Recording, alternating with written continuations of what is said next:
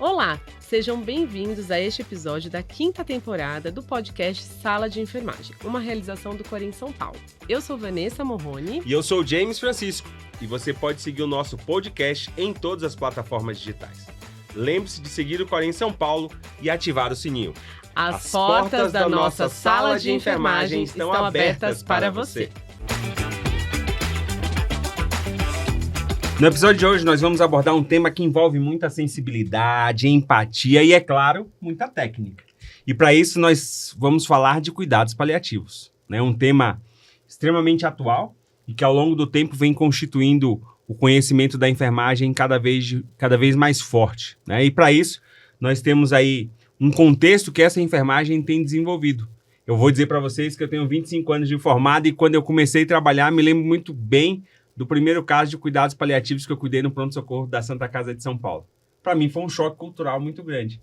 Mas ao longo desses 25 anos a gente aprendeu a lidar com cuidados paliativos e é isso que a gente quer aqui hoje no Sala de Enfermagem, trazer essa realidade, essa atualidade do cuidado de enfermagem e por isso nós trouxemos duas pessoas especiais, não é isso, Vanessa? Muito especiais, James. Estou muito feliz de estar aqui com vocês. E para nos ajudar nesse assunto tão importante, né, James, que a gente pensou com muito carinho para que vocês possam conhecer e discutir mais sobre o tema, nós trouxemos pessoas muito importantes e relevantes aqui no dia de hoje.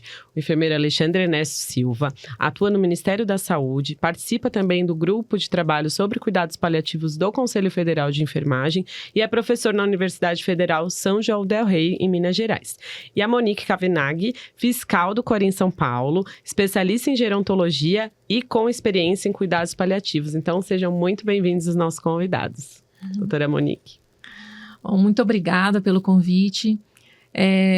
Eu sou enfermeira também há 25 anos e realmente eu tenho um carinho especial pelo tema.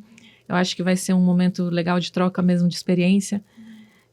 Sou especialista na área de geronto, também fiz meu mestrado nessa área e acabei que também tive muita experiência na vida prática mesmo, da assistência com cuidados paliativos. Então, acho que vai ser uma troca bem produtiva para a gente. Com certeza. É uma alegria estar aqui, né? Com um grupo tão especial e num bate-papo tão delicado e ao mesmo tempo necessário, né? Também sou enfermeiro, acho que juntamos aqui os enfermeiros de 25 anos. É quase um século de vida. Eu tenho 20 na enfermagem, estamos chegando. Quebrou a média. Quebramos a média. Também há 25 anos e atuo no cuidado paliativo há aproximadamente 19, né? Me debruçando sobre isso, fiz meu mestrado e doutorado nessa área e agora ainda me aventurei a fazer um pós-doutorado nessa área também, né? Gosto muito do cuidado paliativo na base comunitária. E nós vamos poder conversar um pouco sobre isso. Vai ser muito bom. E aí eu já vou então, James, startar a primeira pergunta. Vai nessa. Para o doutor Ernesto e para a Monique. Então, por exemplo, hoje, Ernesto, o que exatamente é o cuidado paliativo e como que é caracterizado isso dentro da enfermagem? Eu vou falar da minha parte. Eu vejo muito, aprendi na minha jornada que cuidado paliativo era oncologia, mas ultimamente eu vi que não é bem por aí. É muito mais amplo, né? Então, o que vocês podem contribuir sobre essa questão? Primeiro que assim, o que não é interessante a gente deixar claro que não é só oncologia e que não é só fase final de vida. Né? Cuidado paliativo, ele é, na verdade, uma boa prática em saúde. Apesar dele ser também uma especialidade, ele é uma boa prática de cuidado voltada especialmente para poder, diante de uma pessoa e a família que convive com ela, com uma condição que ameaça a continuidade da vida, ou seja ela crônica ou aguda, porque a gente fica pensando só em doença crônica, mas ele pode ter uma condição aguda, grave, que ameaça a continuidade de vida. O cuidado paliativo é aquele olhar multidimensional que a gente tem sobre a pessoa que tem uma condição ameaçadora de vida, para que a gente, durante o trajeto, ele consiga passar por aquilo de uma forma menos pesada. Com qualidade. Com qualidade. E eu gosto muito de fazer uma analogia à travessia de um deserto. Né? Quando a gente depara com uma condição ameaçadora da vida, é uma travessia de deserto, seja pouco tempo ou seja muito tempo. E aí eu penso assim, atravessar esse deserto com uma mochila, com água, um cobertorzinho à noite, a hora que esfria, uma comidinha ali, o que é melhor? Eu ter essa mochila para eu atravessar isso ou eu atravessar sem nada? É bom ter a mochila. Eu posso chegar no final vivo ou eu posso não chegar, mas a mochila me ajudou a chegar menos pesado. O cuidado paliativo é essa mochila que caminha junto, ela não é separada do tratamento da doença. A pessoa que tem uma doença, ele pode atravessar aquilo tratando e recebendo cuidado paliativo, para que ele até consiga passar por esse momento. E voltado para ele, e a gente não esquece, para o seu contexto familiar, né? Exatamente. Achei muito legal essa analogia. E eu só queria acrescentar, talvez, que esse deserto, caminhar com a mochila, que ele mesmo vai colocar dentro dela o que ele quiser, e de mão dada, talvez, com alguém. Exato. Né? Eu acho que o cuidado paliativo, talvez, também acrescenta essa... saber onde buscar essa ajuda, né? Saber com quem contar. Né? E é uma ajuda focada, direcionada, que vai favorecer aquele momento dela e não prolongar o período que ela precisa passar nesse deserto. Né? E aí eu vou fazer uma sugestão. O pessoal que está nos assistindo, né, James? Na temporada passada do nosso podcast, nós tivemos também um episódio sobre navegação. Sim. Que eu acho que conversa muito com a questão do cuidado paliativo. A gente trouxe especialistas também na área. Então, assim, olha quanto conteúdo de extrema importância, riquíssimo, que vocês estão escutando ou estão nos assistindo, né, James? E que faz muito sentido o que a Monique falou, da gente ter uma rede de apoio muito ampliada, seja por profissionais de enfermagem, seja também por equipe multi e principalmente pela família e o contexto familiar que essa pessoa está inserida. Quando você traz assim, o papel da enfermagem, né, Vanessa, eu acho importante o pessoal entender que a gente tem o nosso protagonismo na gestão do cuidado. Exatamente. Então eu acho interessante entender que essa mão dada na travessia, muitas vezes ela é gerenciada por nós enfermeiros, porque os outros profissionais, muitas vezes nessa condução, ele é pauta. Nós somos solo, a gente está ali com a pessoa. Né? Então eu acho importantíssimo a enfermagem compreender o lugar que é dela, o lugar do protagonismo dela, o que é privativo muitas vezes a nós, não é auxiliar o outro, é o que é nosso. Quando eu estou sozinho e eu tenho que prestar uma assistência, o que é que de fato é meu? Né? Então eu acho que é interessante a gente pensar nisso. E eu não vou perder a analogia da mochila. Incrível. A analogia da mochila, a gente sabe que para uma mochila ficar bem posicionada, ela precisa sempre de alças muito fortes. E quando a gente fala em cuidados paliativos, essas alças podem ser as políticas que nós instituímos para ser tratadas, né? E quando a gente fala de política aqui, nós temos dois cenários totalmente distintos. Uma política pública, né, de governo, onde deve ser instituída para que toda a sociedade brasileira possa ser assistida, e uma política profissional, onde nós temos o Conselho Federal de Enfermagem, os Conselhos Regionais de Enfermagem, através da doutora Monique, que é a nossa fiscal, que também tem uma política para fazer a fiscalização do exercício profissional da enfermagem, né? E já que nós estamos dentro do nosso podcast Sala de Enfermagem, estamos muito bem ambientados. E aí eu queria que vocês dois colocassem justamente nessa perspectiva do Ministério da Saúde, o Alexandre, que tem uma vasta experiência nessa questão de construção de políticas públicas e participa hoje da formação dessa política pública, e da doutora Monique, que também já está há bastante tempo no Corém São Paulo, fazendo esse processo de fiscalização profissional. Como vocês têm encarado esse fortalecimento do cuidado paliativo dentro do cenário da enfermagem brasileira? E é claro, já que nós estamos falando de enfermagem são cidadãos, e nós temos percebido que a nossa sociedade tem se tornado cada vez mais vulnerável, né? E essa vulnerabilidade, ela atinge a todas as fases. E, como vocês bem colocaram, o cuidado paliativo é promover cuidado com qualidade para o indivíduo que esteja numa situação de risco à vida. Isso. Então, eu gostaria que vocês trouxessem dentro da ótica de cada um de vocês, você da política pública e Monique da política de assistência, né, a fiscalização profissional, como isso tem se colocado no dia a dia. Quer começar, Monique? Não, eu acho que a lógica política. Começa a política pública e depois a gente insere o profissional. Eu acho que enquanto política pública, eu vejo que enquanto política pública, hoje a gente fica muito feliz, a gente não tinha uma política específica de cuidado paliativo no Brasil. Em maio de 2024, é lançada a política, é aprovada a política, né? A resolução 3691 de 2024, que ela traz como que o SUS se organiza enquanto cuidado paliativo em todas as suas dimensões e pontas de rede, né? E ele traz 3 eixos principais. Eu acho que, diante da condição que o nosso país tem vivido de envelhecimento humano, porque nós vivemos 2 coisas hoje. Uma mudança no perfil demográfico, É a primeira Do vez país.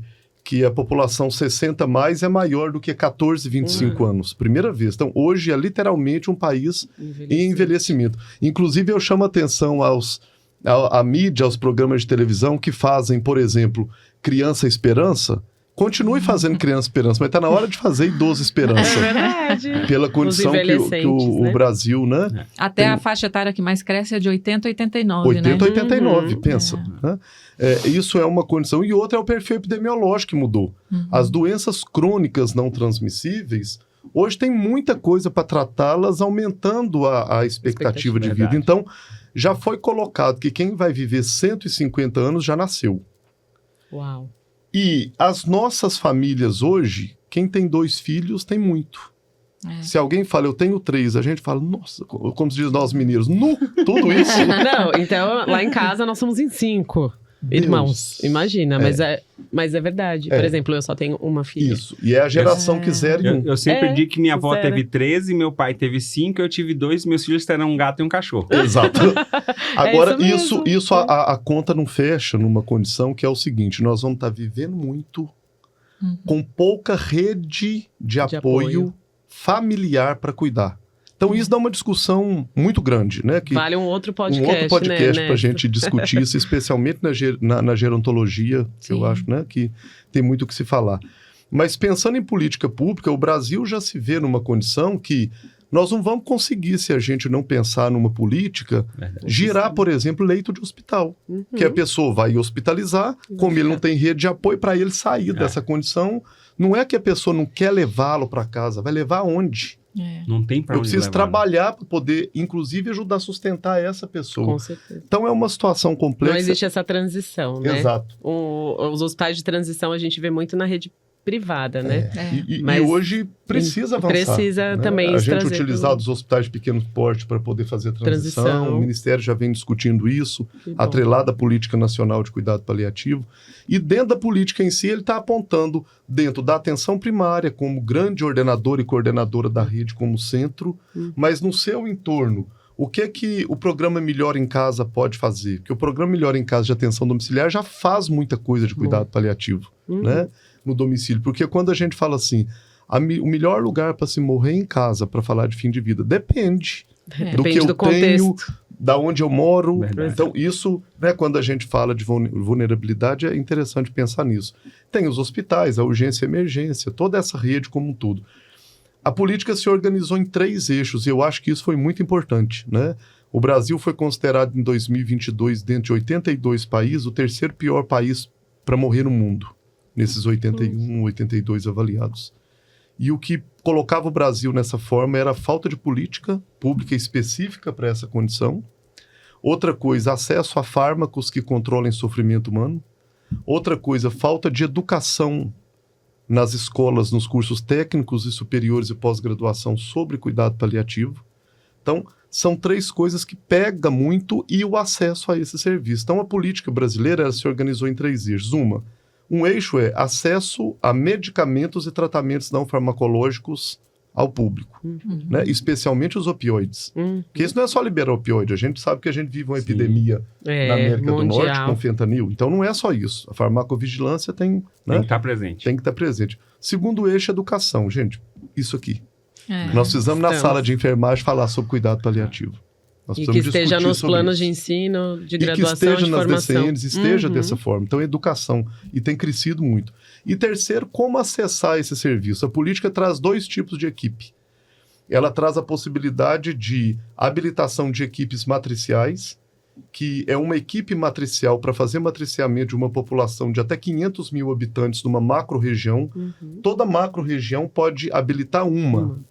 Né? E as equipes assistenciais é que estarão diante do paciente mesmo, atendendo a pessoa na atenção primária, até no nível, né, mais necessário possível, que é o nível terciário, e que ao estar ali eu tenho uma equipe específica de cuidado paliativo. E falando dentro de um bate-papo da enfermagem, todas essas 2 equipes estão como obrigatório, na equipe matricial é obrigatório ter 30 horas de enfermeiro, e na equipe assistencial é obrigatório ter 30 horas de enfermeiro e 90 horas de técnico. Então, mais uma oportunidade e não é uma concessão. Fazer cuidado sem ter a gente Não é dá pra difícil, fazer. é uma profissão essencial. Então a política ela tem se organizado dessa forma, né? Agora a gente está caminhando para aprovar as equipes, para começar a trabalhar cursos que falem de cuidado paliativo para a população como um todo, Fomentar esse conhecimento. fomentar o conhecimento e não esquecendo de uma coisa que o James traz, que é dentro da vulnerabilidade, a gente faz uma relação muito grande de vulnerabilidade com pobreza financeira, e não é.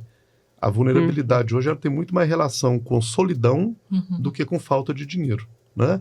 Então, quando a gente pensa nisso, a gente precisa, está no eixo da educação popular. Não adianta a gente falar de cuidado paliativo dentro de uma bolha, que é o profissional de saúde. Eu tenho que ensinar a população o que é cuidado paliativo. E levar esses Exato. temas para discussão no território, né?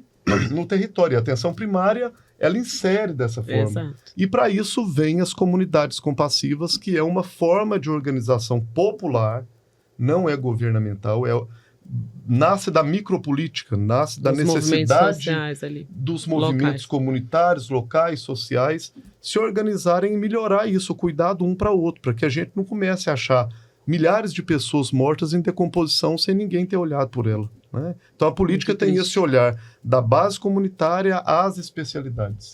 Que bom. Excelente. E eu vou aproveitar da sua fala para justamente colocar a bola quicando para a doutora Monique. Né? Você trouxe muito bem a questão do cuidado paliativo, mas a gente tem que observar que quando a gente trata da enfermagem, a Lei 7498 de 86, nosso Decreto-Lei 94.406 de 87, já traz, né, no seu bojo, Cuidado. né? Cuidado.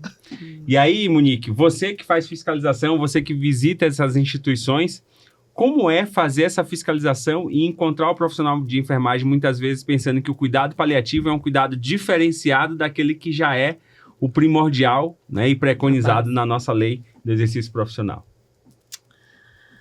Eu queria poder falar alguma coisa muito legal.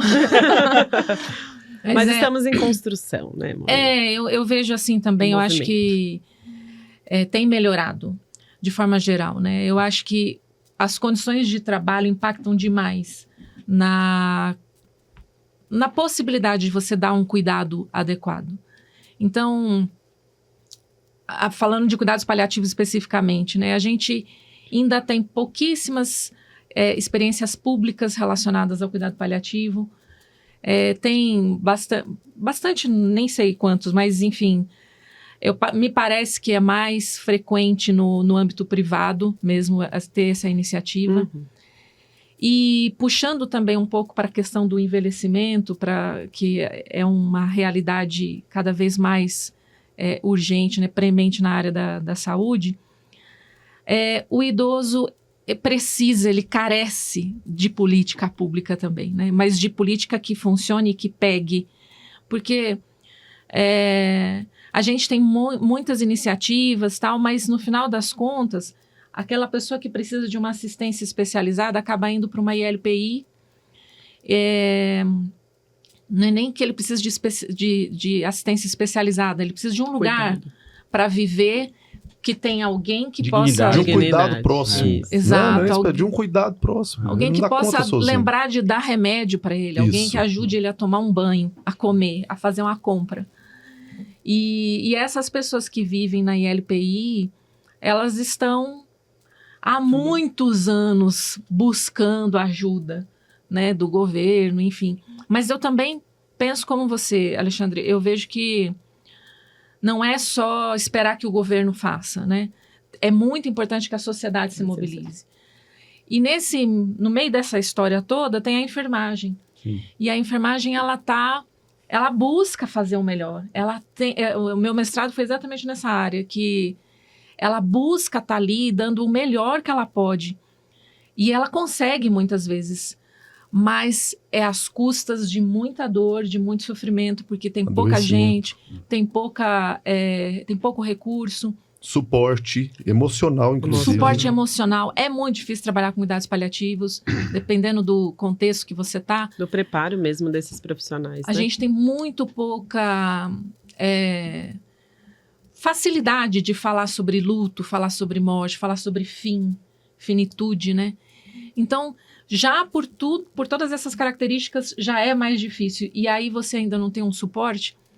Então, assim, eu vejo iniciativas lindíssimas, voltando. Eu vejo iniciativas lindíssimas, mas que são muito mais pessoais do que organizadas. Inserida no processo de trabalho, né? Às vezes não é nem inserida em si. E eu tive a oportunidade, junto com o Dr. Alexandre, de visitar a comunidade compassiva da favela da Rocinha, no Rio de Janeiro, né?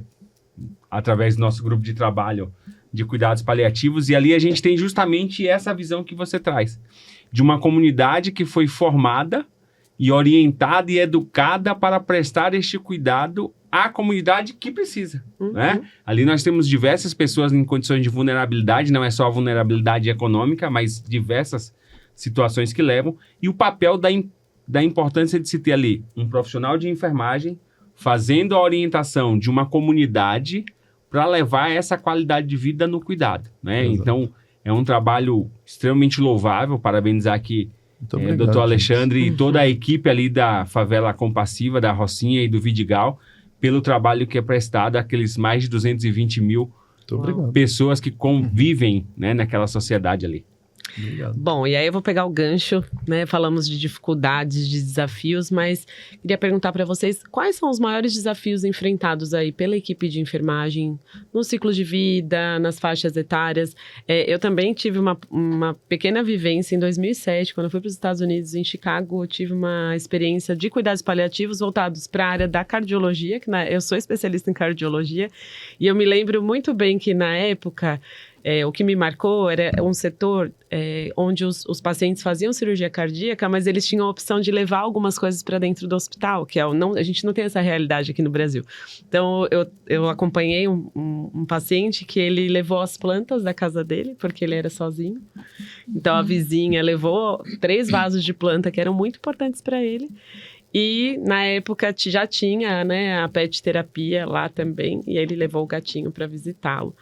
E foi uma questão assim, eu falo, poxa, isso lá em 2007, a gente está falando em 2025, de uma realidade... 18 anos depois. De uma realidade que às vezes a gente fala assim, você também tem que perguntar para o paciente, será que a gente está preparado para chegar para o paciente, para, como a Monique falou, de falar da finitude, de falar que não é uma questão ou crônica ou aguda, mas será que eu quero envelhecer com qualidade ou ter um fim de vida saudável, né? Mas quais são essas condições que nós profissionais temos que nos preparar? Então, o que vocês veem como dificuldade aí nesse contexto? Porque eu acho que falta muito essa evolução. A gente precisa entender que as pessoas têm a opção de escolher onde elas querem estar, com quem elas querem estar, mas nós profissionais ainda estamos muito distantes desse universo, apesar da política ser né? Na verdade, ela não tem nem um ano ainda, né? Vai fazer um ano, então... Não depende só disso. Só disso, a gente precisa começar esses movimentos, né?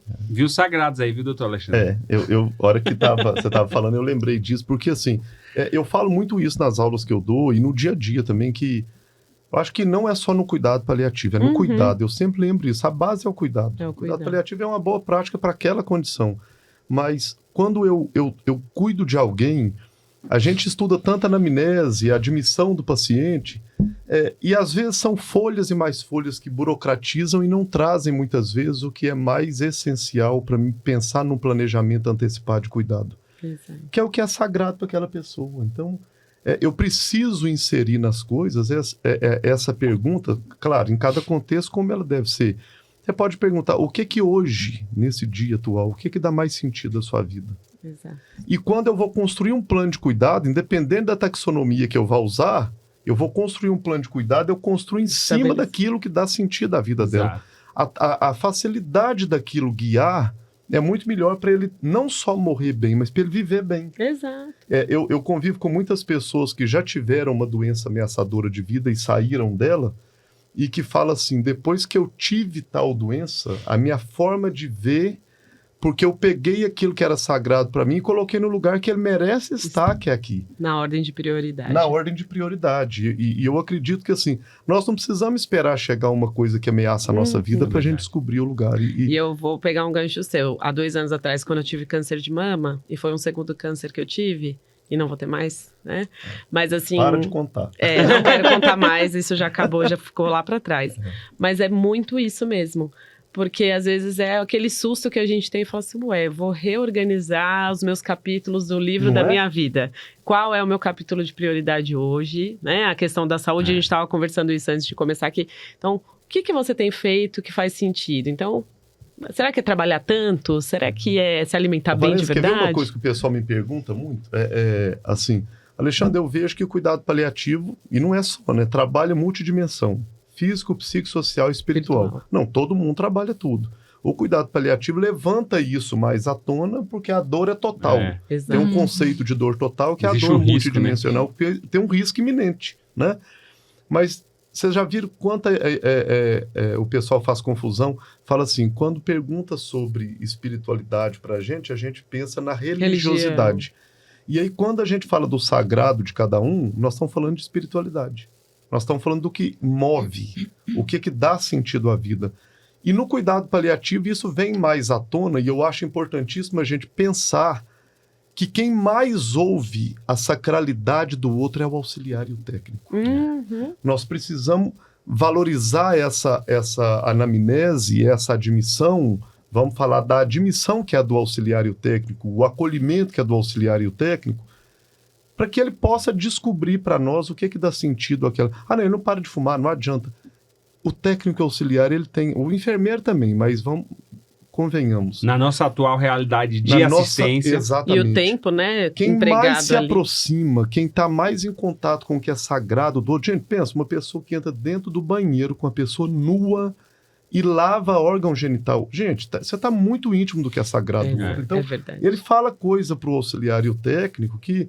Ninguém vai ouvir aquilo, nem da família. Isso é verdade. Então, e às vezes nem da família. Exato. Nem da família, ele vai contar para você. Eu preciso, enquanto alguém que estou fazendo cuidado paliativo, ou seja, levando dignidade a uma pessoa que tem uma condição ameaçadora da vida, entender que para me fazer um cuidado de qualidade, eu tenho que tirar da cabeça que só o pessoal de nível superior, fechado numa salinha, numa passagem de plantão, tem a capacidade de aliviar o sofrimento do outro. Eu tenho que valorizar a ponta, quem está ali no chão de fábrica, e perguntá-lo. O que você pensa que essa condição dele de sofrimento, tudo que a gente tem feito não tem aliviado? Ele te fala uma coisa pequenininha que você fala, não tinha ouvido isso. E ele que está ali muitas vezes dando a comida na boca é que vai sentir isso. Então, acho que é interessante quando você fala de dificultadores. Dificultadores, primeiro, vaidades. Da gente não ter a capacidade de ouvir o outro. E esse outro não é só o doente, não é só a pessoa, é a família. Que a gente acha que não deve, e o pessoal de nível médio. E isso, para mim, é uma das maiores dificuldades. Segundo, educação, não saber conceito das coisas. Né? E terceiro de tudo, e que eu acho que é uma que desponta muito enquanto dificuldade, é não entender que eu posso fazer mais com aquilo que eu tenho. Eu sou enfermeiro na minha área, só eu para educação, para sala de vacina, para não sei o quê. Você tem um potencial que chama educação e saúde comunitária. Chama o grupo e capacita para que eles ajudem a cuidar. Muita gente que está em sofrimento na comunidade, eu falo isso pela Rocinha. A maioria das mulheres que cuidam com a gente saíram de depressão, saíram de vários problemas, porque hoje tem sentido de vida. Elas têm o seu sentido. Né? Elas participam, né, desse processo ativo. E já que você trouxe essa questão da formação, Alexandre, a doutora Monique disse que teve o seu mestrado no cuidado paliativo, o doutor Alexandre já está no pós-doutorado em cuidados paliativos. São níveis educacionais muito elevados, mas eu gostaria que vocês trouxessem, já que você trouxe essa fala importantíssima do auxiliar e do técnico de enfermagem, como hoje nós podemos levar essa formação para os profissionais de enfermagem, né? Desde o auxiliar de enfermagem, que é uma realidade no nosso país, né, até os enfermeiros. Como é que a gente leva esse processo formativo, esse conhecimento específico para o cuidado paliativo? Na realidade de vocês. Eu entendo que o profissional ele tem que se identificar com a área, né? Porque acho que não é para todo mundo realmente. E então, eu queria acrescentar da importância da gente ter autoconhecimento. Não basta só eu querer fazer determinadas coisas. Tem coisas que eu realmente sei que eu não consigo. Mas isso acho que a gente vai adquirindo com a maturidade, né? Verdade. Então, primeiro, também eu acho que se a gente tiver esse autoconhecimento, essa preocupação em buscar quem de fato, o que me motiva, né? O que é bom para mim, o que eu gosto de fazer, já vai me ajudar bastante. Vai. Então, dizer que só estudar vai dar conta, não vai dar conta. Acho que é importante cuidar de si para que a gente possa, de fato, entender como eu posso ajudar no mundo em que eu cheguei aqui. Então, é bem, bem complexo, né? Agora, falando da questão formal, né? Os profissionais, eles têm muita dificuldade de também buscar estudar, né? Em geral, eles trabalham muito. Em geral, eles têm 2 ou 3 empregos. E aí eles vão tocando.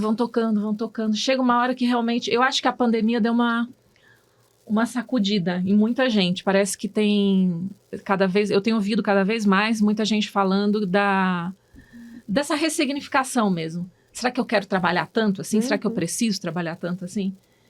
Então, eu acho que o profissional ele tem essa dificuldade de buscar o estudo, buscar se instrumentalizar, mas também porque ele escolhe, né, algumas coisas. Então, eu acho que nas instituições, se tiver esse cuidado, tiver esse tipo de assistência, as instituições têm que dar um jeito de ajudar essas pessoas a aprenderem mais sobre aquilo. Não dá para fazer cuidado sendo você não sabe o que você está fazendo. É verdade. Eu vejo muito frequente nas fiscalizações, por exemplo, o profissional o enfermeiro não valorizar o processo de enfermagem. E se você não valoriza o processo de enfermagem, como é que você vai fazer Um cuidado. o plano de assistência? Onde você vai chegar? Você não sabe onde você vai chegar. A meta, né? O que você espera da resposta desse paciente? Exatamente. E só dá para fazer plano de cuidados se você está próximo do auxiliar e do técnico. Exato. Eu aprendi tanto com auxiliar e técnico de enfermagem, mas eu me lembro claramente das minhas experiências profissionais logo que eu me formei. Quem me ensinou foram eles. Muita coisa. Quem me aproximava do paciente eram eles. Então, das famílias e tudo mais. Então, eu acho que tem que estar, o profissional os auxiliares e técnicos tem que estar colado com o enfermeiro. Tem que estar junto. Tem muita gente que tem uma rixa, parece, né, dentro da equipe de enfermagem. É frequente a gente ouvir A relação de poder existente, né? E isso também tem que acabar. A vaidade que o doutor Alexandre trouxe. Exatamente. E multiprofissional também, né? Essa vaidade também existe dentro de uma equipe multi. Graças a Deus, eu tive boas experiências aí na assistência com equipes multidisciplinares, mas também tive experiências ruins especialmente com médico, né? Os profissionais de saúde, eles estão um pouco preparados para lidar realmente com... Eu não vou curar essa pessoa. Eu não vou conseguir fazer ela sair daqui viva ou melhor. Dependendo do ponto de vista, né? O que é o melhor, né? Sim. Sim. Mas, enfim, e isso é doído para todo mundo que está ali dentro. Então, só às dá vezes ele para pode fazer contar com junto. outra pessoa, Que não. nós enfermeiros, o outro profissional, e às vezes quer conter o saber só para ele. E isso aí dificulta muito E a gente tem pouca assistência. autonomia em relação a algumas coisas dentro do ambiente, por exemplo, no ambiente hospitalar.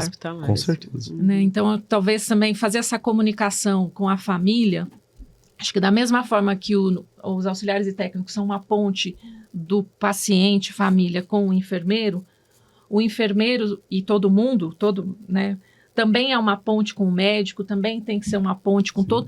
São pontes, não ficar fazendo muros. Acho que a gente tem muito muro dentro da saúde.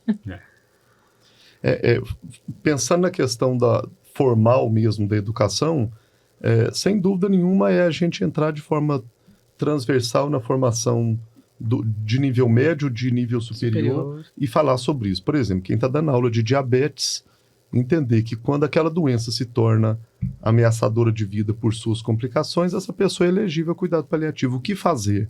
Porque a gente fica muito assim... E nas especialidades, né? Todas. Pra trazer todas Né? A gente fica todas. assim, eu falo que não é nem ter uma disciplina de cuidado paliativo, é lá na obstetrícia falar, por exemplo, do risco de perda gestacional.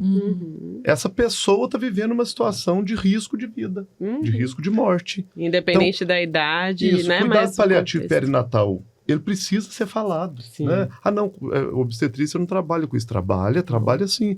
Eu acho que é mais rico eu ter ele transversal, falando da possibilidade de risco de morte, né? Uma doença que ameaça a vida, do que só uma disciplina específica. Então, eu acredito assim, trazendo isso transversal nos cursos. Outra coisa hoje tem muito curso livre aí online. Muito curso livre, gratuito. De 20 horas, 40 horas, muita palestra boa no YouTube, muita coisa boa que material a gente vê por aí. Tem um tal de doutor Alexandre que gosta de ficar falador, falando, né? Falador. Eu já vou começar a seguir ele hoje, tá, gente? Sigam vocês também, né James? Que a gente possa falar de cuidado paliativo de forma assim, leve, de bate-papo, leve, né? E que a gente possa conversar sobre isso, para que a gente, após o autoconhecimento, eu acho muito rico isso que você trouxe, eu preciso saber, assim, qual fila que eu posso entrar. Né? A doutora Ana Cláudia Arantes, eu gosto muito dela, é uma amiga minha, é uma pessoa que tirou o cuidado paliativo do armário no Brasil, né? A gente precisa desse reconhecimento. Eu acho interessante quando ela traz isso num dos princípios da comunicação compassiva, antes de comunicar com alguém quem sou eu. Eu dou conta disso? Qual o compromisso que eu consigo fazer com o outro? Então, primeiro, autoconhecimento. Segundo, a formação ela é muito importante, porque eu ouço muita gente falar assim, eu faço cuidado paliativo há muito tempo. Não, você faz sim. Você faz, mas a riqueza do cuidado paliativo é a multidimensionalidade do cuidado. E outra coisa, tem formação específica, tem coisa... Cuidado paliativo não é só pegar na mão. Cuidado paliativo não é só levar a pessoa à praia pela última vez. Tem técnica. Como que eu controlo, por exemplo, uma sororoca, uma respiração ruidosa de fim de vida? Tem técnica para isso, que no curso normal a gente não estuda isso, né? Como que eu controlo... Eu não sabia disso. Como que chama? Sororoca, né? Aprendi. Estertores. Não é pororoca. Não é pororoca. Sororoca. Né? Como que eu controlo? Quais são os sinais de fim de vida? Como que eu posso manejar não farmacologicamente esses... Né? E a dor, família, dispneia, né? náusea e vômito. E o mais importante, e esse acolhimento, a família? E o luto, que não é só depois do óbito? A psicologia é o grande berço disso, mas como que eu, no meu dia a dia, posso fazer acolhimento emocional? Né? Então, é algo maior que eu acredito, e isso no Brasil tem crescido muito. Agora, com a política, foi oferecido pelo Ministério 10 mil vagas de um curso de 210 horas pela UNASUS, Universidade Aberta do Brasil, que se esgotou assim, rapidamente, né? Então, acredito que nós estamos nessa fase de ascensão, e especialmente a enfermagem, como gestora do cuidado, vai e já é um grande protagonista nisso. Muito bom. E aí, a gente já está caminhando para o nosso fim da nossa conversa, mas com certeza vão ter outras oportunidades para a gente estar junto, e foi, assim, extremamente rico para mim, viu? Foi de verdade, né, James? Eu falo que todo episódio a gente sai com a nossa mochilinha preenchida, e hoje a minha realmente está preenchida. E aí eu queria perguntar para vocês, para a gente ir encerrando, como que vocês veem o futuro dos cuidados paliativos no Brasil, né, na enfermagem, e como a gente pode levar, né? Já falamos aqui da educação e de tantos outros, mas o que vocês esperam, né, do futuro do cuidado paliativo na nossa assistência, na nossa realidade, que eu espero que realmente, através dessa política, possa ser disseminado e aí capilarizado, porque eu falo que uma das coisas que mais me encantou, e recentemente eu fiz um curso livre, gratuito, viu? E que vocês têm que procurar aí na internet, é realmente a compaixão. A compaixão que a gente tem do olhar de ver esse paciente, essa família, o contexto e principalmente, né, James, as escolhas. Qual que é a escolha? Porque se o paciente falar para você, eu não quero tomar meu antihipertensivo, para mim, é uma escolha. Assim como ele fala assim, não, eu quero fazer o melhor e eu vou fazer como você me explicar. Então, assim, é uma escolha, e a gente também tem que respeitar A gente tem que mudar a nossa forma, porque eu acho que esse automático da nossa vida, da nossa assistência, do nosso sistema, ele tem cada vez mais nos engolido. Protocolar, né? Isso, sabe? Eu vejo com os meus alunos no dia a dia na atenção primária, quantas vezes o paciente entra, ele já vai tirando a receita, calma, vamos lá, tudo bem, seu João, como que você tá? Me conta, sua família. Se perdeu um pouco nesse contexto. Então, no futuro, o que vocês esperam aí com o olhar de vocês de especialistas sobre esse tipo de cuidado? Eu espero que, de verdade, a gente possa ver campanhas, o idoso esperança. Eu adorei isso. É um chamado, viu, gente? Que todo mundo cutuque o povo. Eu acho que a gente precisa realmente cuidar dessa questão do etarismo que a gente está vivendo. Cada vez a gente percebe mais violência, enfim. Eu espero que o nosso Conselho Federal possa amparar os profissionais mesmo nas práticas relacionadas a cuidados paliativos, porque existe muita insegurança do ponto de vista, será que eu posso? Ético e legal, né? Do ponto de vista ético-legal. Eu espero que as instituições de saúde tenham um olhar para a ética cada vez mais profundo, que as comissões de ética dentro das instituições elas estejam para realmente amparar os profissionais que estão ali no dia a dia. Eu espero que os profissionais tenham melhores condições de trabalho.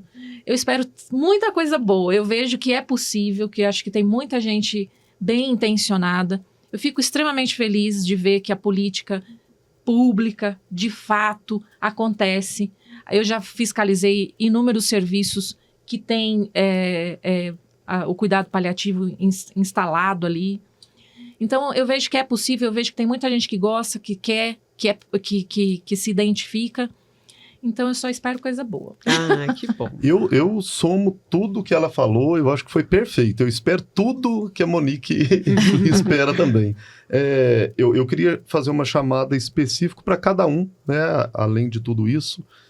Eu espero que cada um de nós, no dia a dia, na nossa prática do cuidado, a gente olha para a pessoa com capacidade de ver que, se eu estou fazendo por ela, eu estou acrescentando dias à vida ou somente isso, ou eu estou acrescentando vida aos dias.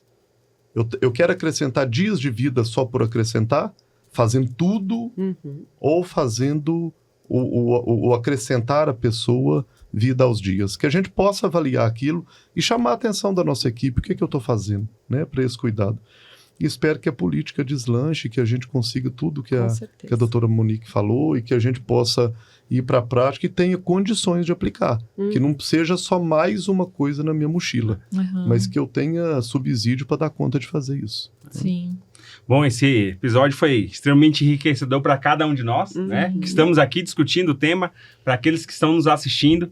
E eu vou dizer que certamente, ao final desse podcast, desse episódio, nós temos aí a nossa mochila cheia de um conhecimento de qualidade. Da mochila. Não é? Gente, eu vou levar pra vida essa analogia da mochila.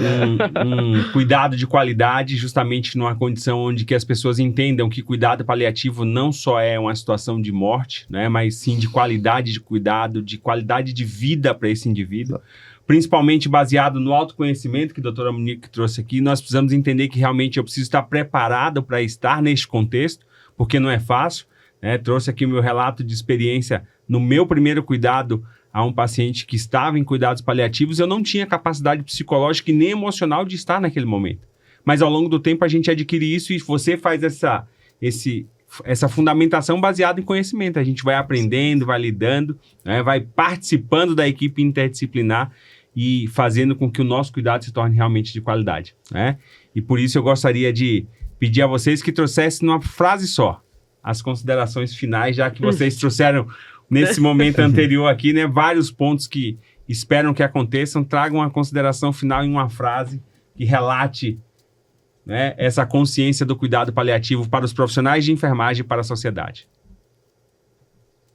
Acho que eu adiantei minha frase, mas eu vou repeti-la, né? Vale a pena. Acrescente vida aos dias mais do que dias à vida. Que a gente possa olhar para isso, né, sempre.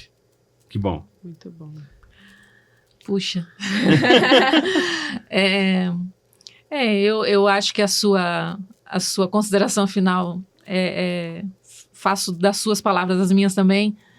E talvez que a enfermagem se torne mais científica, mais espiritual, mais voltada para uma coisa maior, que é a vida mesmo. Porque a gente não está aqui só para trabalhar. Uhum. A vida é muito mais que isso. A enfermagem é muito mais do que eu só ir lá bater meu cartão. Eu acho que é isso. Que bom. Bom, então nós estamos encerrando. Queria agradecer a doutora Monique, doutor Alexandre, ao James, né? E tantos vocês que estão nos assistindo, não deixem de acompanhar esse episódio. Com certeza fará muita diferença na vida de cada um. E eu também torço, eu acredito. Nós acreditamos, né, James? Com toda certeza. Não só nós, mas o Conselho Regional de Enfermagem do Estado de São Paulo, Conselho Federal que está aí nessa luta e transformando a diferença, né, do nosso papel na sociedade, que para os técnicos, auxiliares e enfermeiros tem sido cada vez mais relevante. E é claro, para você não perder esse episódio e nenhum outro episódio do nosso podcast Sala de Enfermagem, saiba que nós estamos em todas as principais plataformas digitais, né, nos canais do YouTube. Participe, se inscreva, ative o sininho, porque você será notificado de cada uma das publicações que nós fizermos a respeito do nosso podcast, levando conhecimento a cada um de vocês. Porque, Vanessa, as portas da nossa sala de enfermagem estão abertas para você.